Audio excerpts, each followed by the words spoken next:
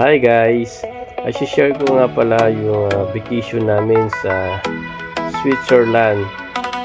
At yung mga nagnanais na magbakasyon papuntang Switzerland, meron akong i-offer o i-refer sa inyo na hotel.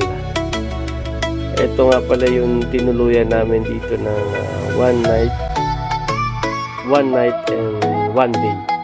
So, ito po yung pinakabahay niya. So, meron po silang garahe. Kung meron man kayong sasakyan, pwede nyo pong i-park sa baba.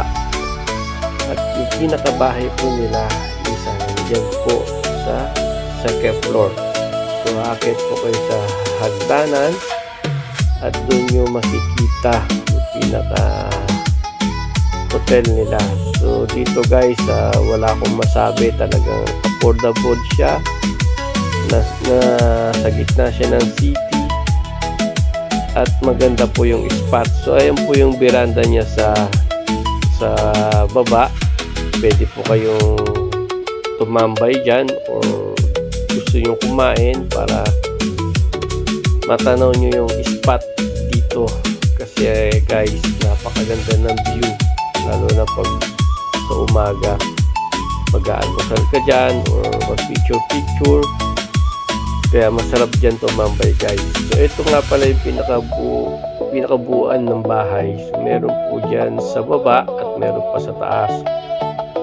It's either kung ano man po ang mapili nyo sa kwarto na matutuluyan nyo dyan, ibubuk nyo lang po sa kanila. At ang kagandahan dito guys, kapag nag-book ka sa kanila, hindi ka pa agad-agad hihingian ng payment. So parang lumalabas ng reservation.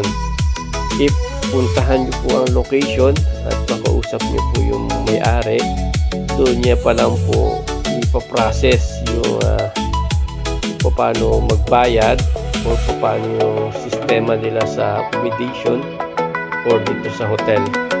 Napakaganda niya guys.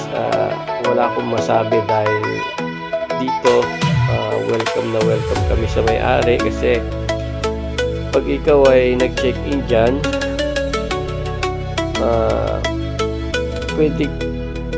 pwede na lahat pwede mong gamitin yung mga gamit na meron sila. So ito po yung kwarto. Yung kwarto na yan guys, pwede siya pang 2 person. If ever naman na marami kayo, may mga choices pa silang kwarto. So ayan, meron silang air cooler dyan.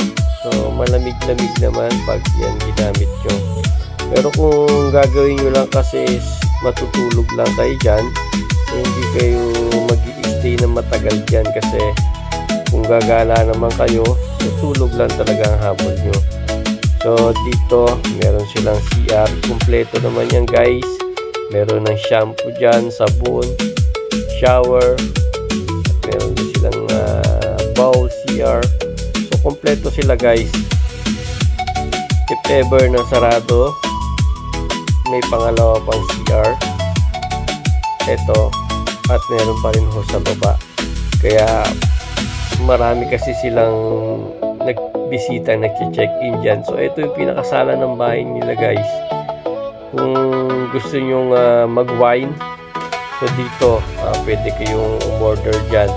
So dyan naman guys, walang if ever na gusto mong bumili, isuswipe mo lang yung card mo kasi dapat yan maging honest ka kasi minsan wala yung may-ari dyan sa labas, nandyan sa office niya lang. Pero yung buong bahay na yan guys ay may mga CCTV, so talagang tiwala lang yung may-ari. So ayan, yun yung pinakasala niya. Pwede ka rin tumambay dyan, halos kita pong spot. At gusto mo naman maglibang, meron silang chest dyan or yung massage chair, pwede ka dyan tumambay. So ito yung sinasabi ko guys, if ever na gusto mo wala ka dalang pagkain, meron dyan, magkakape ka lang, swipe mo lang yung card mo, mas maigi guys, may mga baon na kayo, noodles man or mga processing food, pwede naman po kayo magluto sa kusina nila. So, allowed naman po, basta lilinisin nyo lang yung paggagamitan. Dito guys, ang kagandahan nga pala dito, pag dito ka nag-book sa hotel na to, ililibre na po pala kayo ng ticket ng bus or tram guys na paikot dito sa Luzerne. So kahit saan mo kayo magpunta dyan sa city, libre na po ang ticket. Yun po ang kagandahan. So may interesado, i-PM nyo lang po ko, Christian Jan TV. Salamat!